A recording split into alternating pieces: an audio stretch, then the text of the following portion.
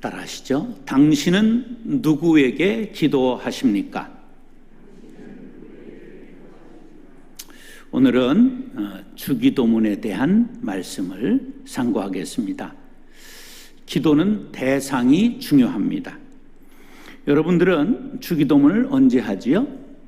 주기도문은 축도 없는 예배에 마침 기도로 사용할 때가 많이 있습니다. 주기도문을 잘 외우십니까? 대부분은 주기도문은 다 외웁니다. 그러나 주기도문은 외워서 드리는 기도가 아니라 배워서 드리는 기도입니다. 왜냐하면 누가복음 11장에 주기도문을 가르쳐 주신 내용이 정확하게 기록되어 있습니다. 예수께서 한 곳에서 기도하시고 마치심에 제자 중 하나가 여짜오되 주여 요한이 자기 제자들에게 기도를 가르친 것과 같이 우리에게도 가르쳐 주옵소서. 전해오지는 않지만 그 세례 요한이 제자들에게 기도하는 법을 가르쳐 줬다 그런 말이에요. 그래서 예수님께서 제자들에게 가르쳐 주신 기도가 주님이 가르쳐 주신 기도, 주기도문이 되었어요. 그러니까 가르쳐 주셨으면 배워서 해야 되잖아요. 그런데 여기에서 너희는 이렇게 기도하라, 너희는이 뭐와 구별 짓는 거냐 하면 바로 바리새인과 같이 기도하지 말아라. 그건 뭐냐 하면 외식했잖아요. 남에게 보이려고 기도하는 것 아니다. 또 한 가지는 중언부언하는 이방인과 같이 하는 것 아니다. 그러니까 주기도문을 한 번 외우고 두 번 외우고 자꾸만에 100번 외우면 병 고친다. 이런 주문이 아니라 그 내용을 꼭 생각하고 기도해야 된다. 그래야 참된 제자가 되는 거예요. 자, 기도의 대상은 하나님 아버지이십니다.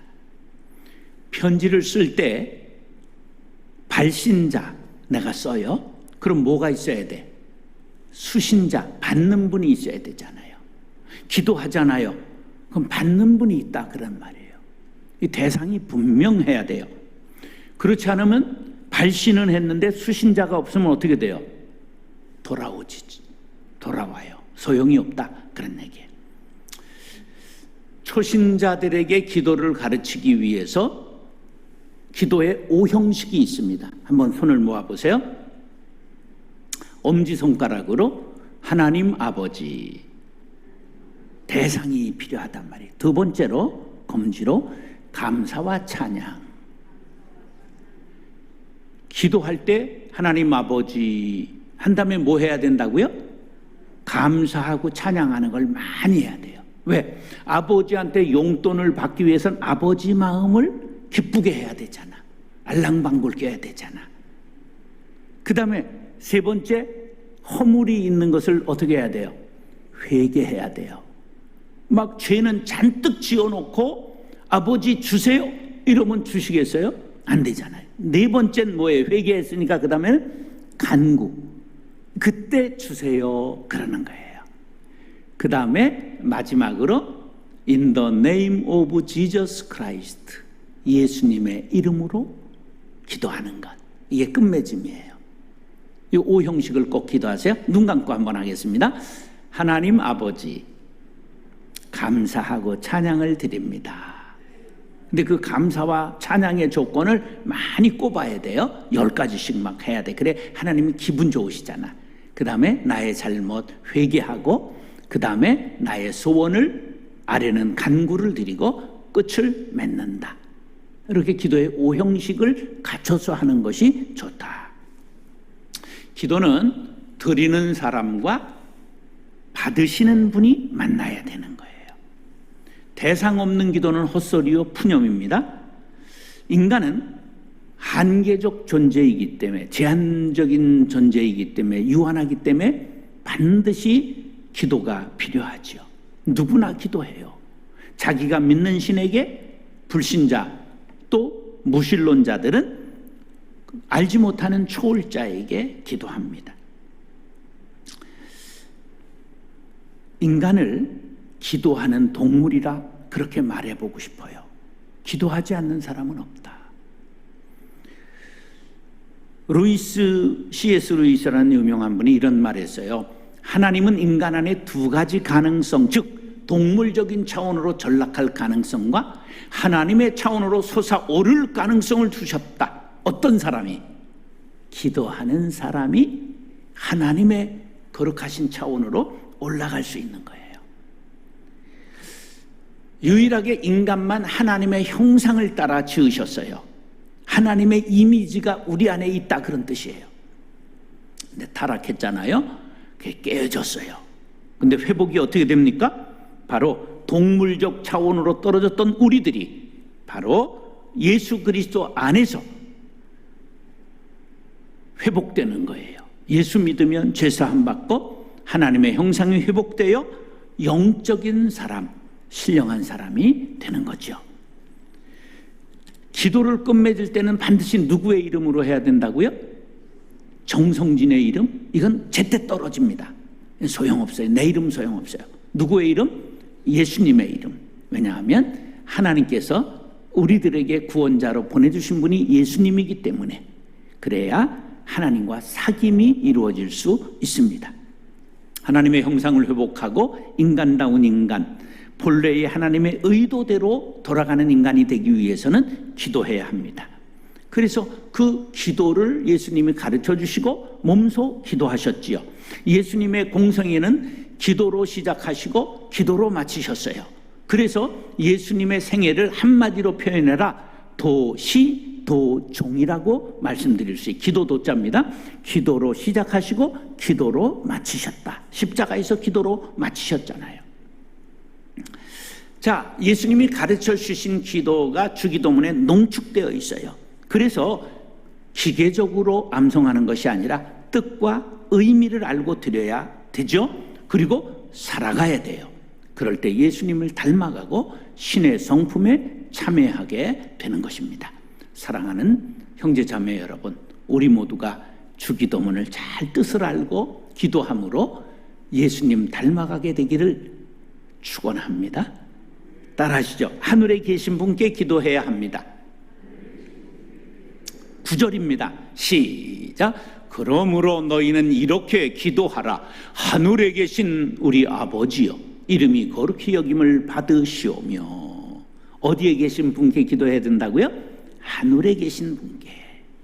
자, 집에 들어가려면 비밀번호를 누르든지 열쇠를 열어야 되죠. 뭐가 필요해요? 열쇠. 나이가 드니까 비밀번호가 깜빡깜빡 해가지고 열리지 않을 때가 있더라고요. 우리가 번호 모르면, 열쇠 없으면 천국에도 못 들어가고 기도도 상달되지 않습니다. 열쇠가 필요한데, 그 앤드루 머리라고 하는 유명한 분이 이랬어요. 주기도문의 첫 구절, 하늘에 계신 우리 아버지, 이것은 기도의 열쇠다. 하늘에 계신 우리 아버지, 이렇게 불러야 문이 열리고 기도의 천국의 문에 들어가는 거예요. 하나님의 문에 들어가는 거예요. 이게 그냥 관용구 정도로 의식적으로 하는 게 아니라 그걸 진심으로 하늘에 계신 우리 아버지요, 그럴 때 기도의 문에 들어가 하나님과 만나는 것입니다. 여기 하늘이라는 건 멀리 떨어져 있다고 생각하면 안 돼요. 여기가 하늘입니다. 하늘이에요. 자, 스카이, 물리적 하늘, 헤븐, 영적인 세계, 천국을 뜻합니다. 우리 안에 예수님 모시면 천국이 되는 거예요. 우리 주님은 하늘에 계실 뿐만 아니라 통치자요, 구원자요, 권세자시지요. 그런데 하늘에 계신, 요 계시다라는 말이 중요해요. 듣고 계시다, 존재하신다, 그런 뜻이에요. 하나님은 우리의 일거수일투족을 보시고 아시고 들으십니다. 바로 하나님의 임재 앞에 무릎을 꿇는 것, 하늘에 계시단 말이에요. 계세요. 존재하세요. 그분은 우리가 체험하고 경험한 것을 넘어서시는 분이기 때문에 그 존재 안에 우리가 들어갈 때 우리도 신비한 체험을 하고 신령한 사람으로 바뀌게 되는 것입니다. 그러므로 하나님 앞에 경외감을 가지고 나아가면 하나님께서 우리를 맞이하시고 하늘문을 열어주세요. 그걸 계시라고 그러는 거예요. 요한 계시록. 원어의 뜻은 뭐냐 하면 아포칼립스인데 베일을 벗기다, 사람의 지혜로는 알 수 없는 진리를 하나님께서 드러내어 알게 하는 것. 그래서 커튼을 연다, 이런 뜻을 갖고 있어요. 자, 하나님이 열어 보여주시는 것만큼 아는 것이죠. 왜? 우리는 우둔한 인간이기 때문에. 그래서 시편 기자는 하나님을 더듬어 안다, 그렇게 말했어요. 우리는 작은 지식을 가지고 하나님을 믿고 그 사랑을 깨닫고 인격적 교제를 나누고 황홀한 경험을 하기를 원합니다. 우리는 광대한 하나님, 위대하신 하나님, 우리의 좁은 이해력으로는 다 알 수 없지만 그러나 끊임없는 영적 호기심을 갖고 하나님 앞에 다가가면 어느 땐가 계시해 주시고 만나 주시고 열리게 될 줄로 믿습니다. 우리가 지금은 거울로 보는 것 같이 희미하나 그때에는 얼굴과 얼굴을 대하여 볼 것이요, 지금은 내가 부분적으로 아나 그때에는 주께서 나를 아신 것 같이 내가 온전히 알리라. 할렐루야. 하늘에 계신 하나님께 기도하는 신앙인이라면 다 알지 못하지만 하나님을 더 알고 싶어하는 영적 호기심을 갖고 나는 태평양 바다에 떨어진 물 한 방울 같은 존재요, 미미한 사람이지만 그런 영적인 겸손을 가지고 하나님 앞에 무릎 꿇으면 하나님께서 우리를 만나 주실 줄로 믿습니다. 그 사랑 얼마나라고 하는 복음성가가 있어요. 다 표현 못해도 나 표현하리라. 다 고백 못해도 나 고백하리라. 다 알 수 없어도 나 알아가리라. 다 닮지 못해도 나 닮아가리라. 그 사랑 얼마나 아름다운지, 그 사랑 얼마나 날 부욕해 하는지, 그 사랑 얼마나 크고 놀라운지를, 그 사랑 얼마나 나를 감격하게 하는지, 얼마나 아름다운 가사인지 모릅니다. 하늘에 계신 하나님, 우리가 다 알 수 없지만 알아가려는 믿음이 중요하다는 것입니다. 기도는 사귐입니다. 하나님 손에서 들려있는 선물 보따리가 중요한 게 아니라 얼굴과 얼굴을 맞대고 보는 사귐이 중요한 것입니다. 하나님은 하늘에 계십니다. 우리와 차원이 다르십니다. 그러나 그럼에도 불구하고 하나님은 우리를 만나기를 원하십니다. 사귐을 원하십니다. 위대하시고 완전하시고 거룩하고 영원하신 하나님께서 나와 만나기를 원하신다. 두근두근하는 마음이지요. 전도서 5장 1절 2절은 그러므로 경외심을 가지고 겸손히 나아가야 된다고 이렇게 말씀하셨습니다. 시작. 너는 하나님의 집에 들어갈 때에 네 발을 삼갈지어다. 가까이 하여 말씀을 듣는 것이 우매한 자들이 재물을 드리는 것보다 나으니 그들은 악을 행하면서도 깨닫지 못함이니라. 너는 하나님 앞에서 함부로 입을 열지 말며 급한 마음으로 말을 내지 말라. 하나님은 하늘에 계시고 너는 땅에 있음이니라. 그런즉 마땅히 말을 적게 할 것이다. 난 요새 코로나가 와가지고 우리 누님이 쎄쎄파예요. 믿사오니 믿습니다, 이런 막 순복음 같은 아주 뜨거운 쎄쎄파라고 그래요. 쌍시옷 발음을 가야. 그러니까 이제 막 부르짖고 막 기도하고 이래야 되는데 이게 안 풀리는 거야. 지난 주간에 우리 둘째 누님이 80인데 제 산속에 이제 오셨어요. 그래서 제가 산에 있는 닭농장을 모시고 갔더니 갑자기 어디서 혼자 숲속에 들어갔는데 막 그냥 사나이의 우렁찬 소리가 들려 가만히 들으니까 우리 누님이 주야 그러는데 산이 막 쩌렁쩌렁한 거야. 나이가 몇이라고? 80. 그러고 오더니 아유 뚫렸어, 좀 후련해 그러는 거야. 여보, 기도는 우리 하나님이 귀가 먹으신 분은 아니에요. 우리가 이 코로나 시대를 맞이해서 하나님은 내 마음속의 소원도 아신다. 중요한 건 뭐라고요? 부르짖든지 속삭이든지 하나님을 경외하는 마음으로 그 발 앞에 겸손히 엎든 자세로 서면 기도를 들으신다. 하늘에 계신 하나님은 신령하시다. 그러나 우리와 교제를 갖기를 원하신다. 사랑하는 형제 자매 여러분, 땅에 인간을 구원하실 분은 오직 하나님밖에 없습니다. 신령하신 하나님 앞에 겸비하게 무릎 꿇고 하나님과 사귐을 갖는 저와 여러분들 될 수 있기를 예수님의 이름으로 축원합니다. 따라서 우리 아버지께 기도해야 합니다. 자, 두 번째로 9절 중반 보면 이래요. 시작. 하늘에 계신 우리 아버지여. 자, 아버지 학교를 제가 여러 해 동안 가르쳤어요. 강의하러 다녔는데 깜짝 놀랄 때가 많았어요. 아버지에 대해서 간증하는 아버지들이 나와서 간증하는데 하루는 4명이 간증했는데 2명이 내가 큰 힘을 길러서 아버지 먼저 죽이려고 했다 이러는 거예요. 와, 깜짝 놀랐어요. 아버지에 대해서 좋은 추억을 갖고 좋은 아버지였다. 한번 손 들어보세요. 우리 아버지는 좋은 아버지였다. 예. 손을 요렇게 하는 건 조금 좋다는 거예요. 좋은 아버지였다. 한번 손 들어보세요. 집이들은 내가 사진 찍었으니까 감사 헌금해요. 좋은 아버지. 여기 손 안 든 사람이 4분의 3이야. 저는요, 예수 믿고 제일 어려웠던 게 하나님 아버지. 이게 감동이 안 오는 거예요. 차라리 하나님 어머니 그러면 이게 감동이 올 텐데, 그래가지고 하나님을 어머니라고 하는 이단이 있는 거 아십니까? 하나님의 교회. 장정자인가 하는 여자가 하나님 어머니래. 근데 왜 사람들이 올까? 엄마하고 관계가 사람들이 괜찮거든. 아버지하고 상처가 많기 때문에 하나님 아버지. 이게 안 되더라고. 저도 오랜 시간 걸렸어요. 하나님을 우리가 내가 경험한 아버지로 생각하면 안 됩니다. 그래서 하나님이 어떤 아버지이신가를 탕자의 비유를 통해서 예수님이 가르쳐 주신 거예요. 그냥 아버지의 재산을 전부 탕진한 허랑방탕한 아들. 그래서 탕자요. 허랑방탕 탕자야. 탕수육 탕자가 아니야. 그래가지고 다 깨먹고 잃어버리고 가문을 더럽힌 아들.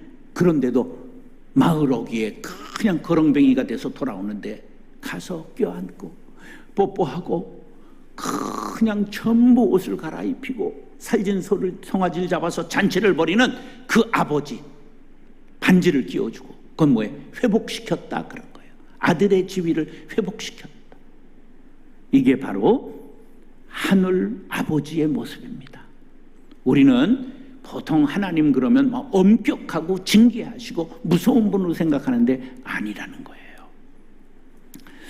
하나님은 자신을 버리시면서까지, 예수님을 버리시면서까지 우리를 사랑으로 구원하신 분이에요. 그래서 요한복음 3장 16절이 귀한 것입니다. 하나님이 세상을 이처럼 사랑하사 독생자를 주셨으니 이는 그를 믿는 자마다 멸망하지 않고 영생을 얻게 하려 하심이라. 할렐루야. 이 아버지는 한국의 어머니상과 비슷해요. 자신의 모든 것을 아낌없이 내어주시는 아버지심을 믿으시기 바랍니다. 이런 하나님을 생각하고 아버지라고 부를 때 하나님 아빠 아버지라고, 우리 예수님이 아바 아버지요 하셨던 것 같이 하나님을 부를 수 있게 되는 것입니다. 이것은 연구해서 얻을 수 있는 것이 아니라 체험해야 되는 겁니다.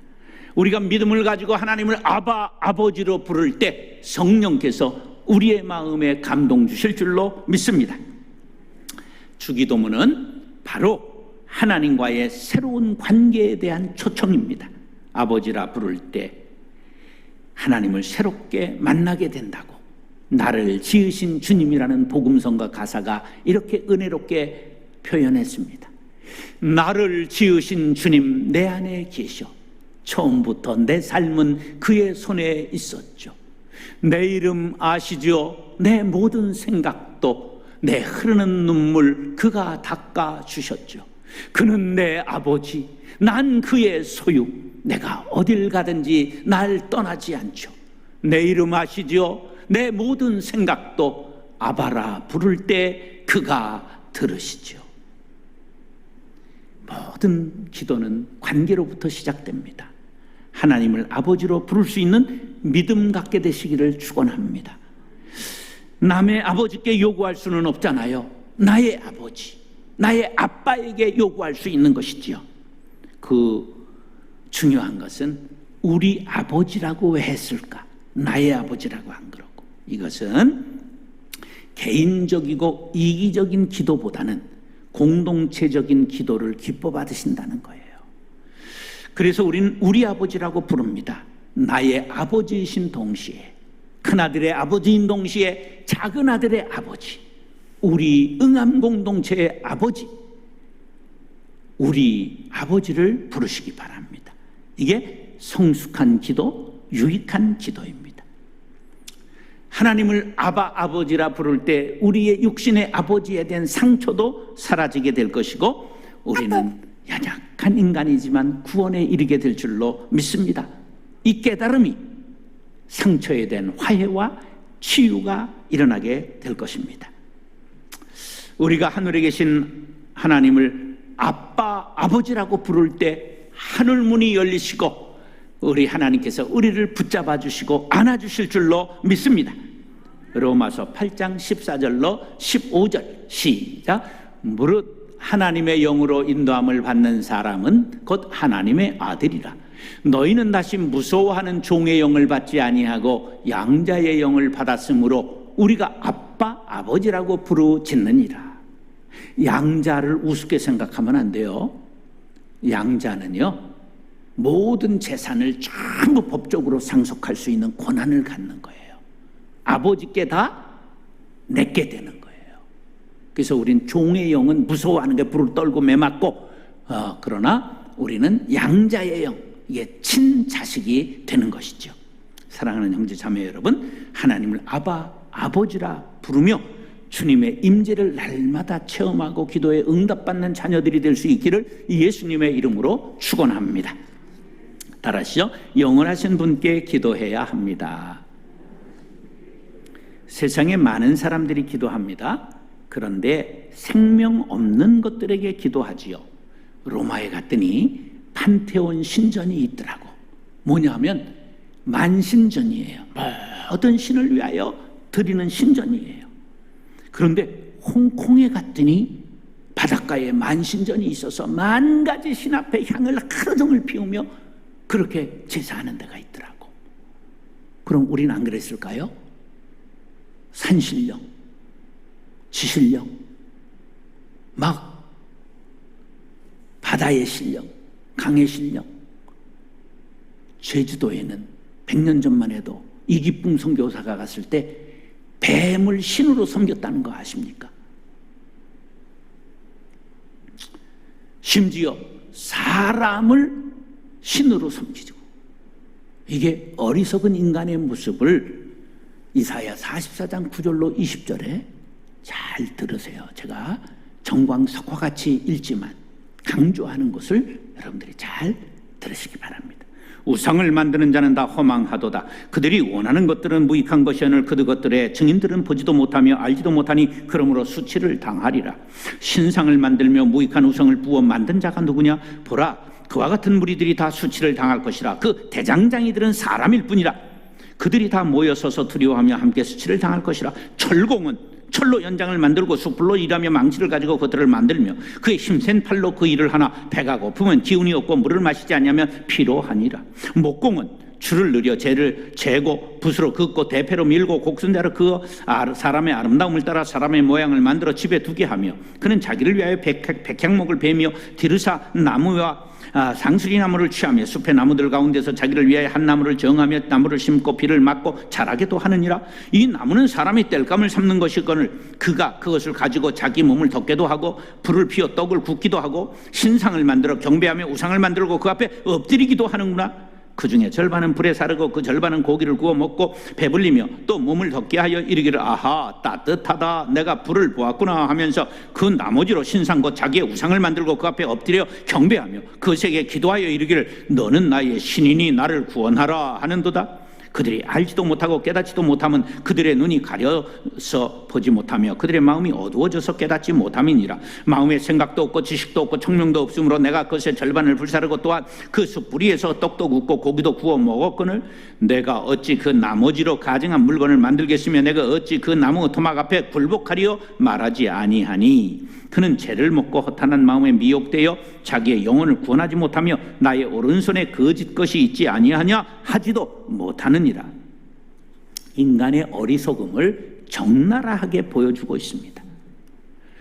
사도행전 17장 23절에 보니까 아테네에 사도 바울이 갔는데 이 사람들이 만신전의 신을 섬기다가 혹시 거기서 빠진 신이 삐져가지고 분노하면 해꾸지를 당할까 봐 알지 못하는 신에게 이런 신단을 만들어 놓고 제사를 지내고 있었다는 거예요. 이게 인간이에요. 우리는 영원하신 분께 기도해야 합니다. 13절 하반절 시작. 나라와 권세와 영광이 아버지께 영원히 있사옵나이다. 아멘. 옛날에는 대개 그랬잖아요. 대개 나라와 권세와 이랬잖아요. 대개는 왜냐하면 이런 뜻이에요. 영원하시기 때문에 근거와 이유를 댄 거예요. 영원하신 아버지이기 때문에 그분에게 기도한다, 그런 뜻이에요. 우리 하나님만이 영원하십니다. 생명 없는 우상 앞에 빌면 안 됩니다. 그것은 하나님이 가장 싫어합니다. 사람들에게는 공명심과 명예욕이 있습니다. 하나님의 영역을 침범하면 큰 벌을 받습니다. 이게 큰 교회 유명한 목사가 존경을 받으며 사람들이 따르면 교만해져 가지고 무너질 위험이 있습니다. 사도행전 12장에 보면 헤롯이 나오는데 대헤롯의 아들 손자였던 헤롯 아그리빠라고 하는 사람이에요. 혹시 미술한 사람들은 아그리빠상이라는 그 석고상을 놓고 대상을 합니다. 그림을 그려요. 그 사람이에요. 잘생긴 사람이에요. 그런데 두로와 시돈이 도시국가인데 그들이 해상무역을 해서 잘 살아요. 근데 곡식은 유대 땅에서 수입을 해서 먹고 살아야 돼요. 밭이 없으니까. 그런데 뭔가 틀어져 가지고 수출을 안 했어요, 헤롯이. 그러니까 외교 사절단들이 와서 비유를 마치고 외교를 다시 잇고 곡식을 수입하기 위해서 그들이 아련을 청하니까 이 헤롯이 발코니에 쫙 나와 섰는데 인물이 좋잖아요. 목소리도 좋았어요. 거기에다 은으로 만든 번쩍번쩍하는 왕복을 입었어요. 그게 일장연설을 하는 거예요. 그런데 이들이 아첨하느라고 이것은 사람의 소리가 아니라 신의 소리다 외치니까 헤롯이 너무 삼삼하니까 에헴 하고 받아먹었어요. 결과가 어떻게 됐을까요? 보세요. 헤롯이 영광을 하나님께 돌리지 아니함으로 주의 사자가 고치니 벌레에게 먹혀 죽으니라. 옛날에 뭐라고 그랬죠? 충에 먹혀 죽었다 그랬어요. 요세푸스의 역사책에 보니까 일주일 동안 배가 아파서 펄펄 뛰다가 죽었어요. 영광은 누구에게만 돌려야 된다? 영원하신 하나님께만 돌려야 합니다. 시편 90편 1절 2절 시작. 주여 주는 대대에 우리의 거처가 되셨나이다. 산이 생기기 전 땅과 세계도 주께서 조성하시기 전 곧 영원부터 영원까지 주는 하나님이시니이다. 할렐루야. 사랑하는 형제 자매 여러분, 유한한 인간이 영원히 사는 비결은 영원하신 하나님을 붙잡는 것이 아니 하나님이 우리를 붙잡아 주시는 것입니다. 영원하신 하나님께 기도할 때 하나님께서 우리를 붙잡아 주시고 영생으로 인도하시고 기도의 소원에 이 땅에 사는 동안 응답해 주신다는 사실을 믿으시기 바랍니다. 우리 모두가 하늘에 계신 우리 아버지 영원하신 그분께 기도하여 응답받고 평안과 자유와 행복을 누리며 살아갈 수 있게 되기를 예수님의 이름으로 축원합니다. 따라서 당신은 누구에게 기도하십니까? 하늘에 계신 분께 기도해야 합니다. 우리 아버지께 기도해야 합니다. 영원하신 분께 기도해야 합니다. 기도하겠습니다. 사랑과 은혜가 풍성하신 아버지 하나님, 우리에게 주기도문을 가르쳐 주신 예수님 감사합니다. 하늘에 계신 우리 아버지께 영원하고 자존하시는 위대하신 하나님 앞에 아빠, 아버지라 기도할 수 있는 믿음의 사람들 되어 응답받고 평안과 자유와 행복을 누리고 전하며 살아가게 하여 주옵소서. 예수님의 이름으로 기도드립니다. 아멘.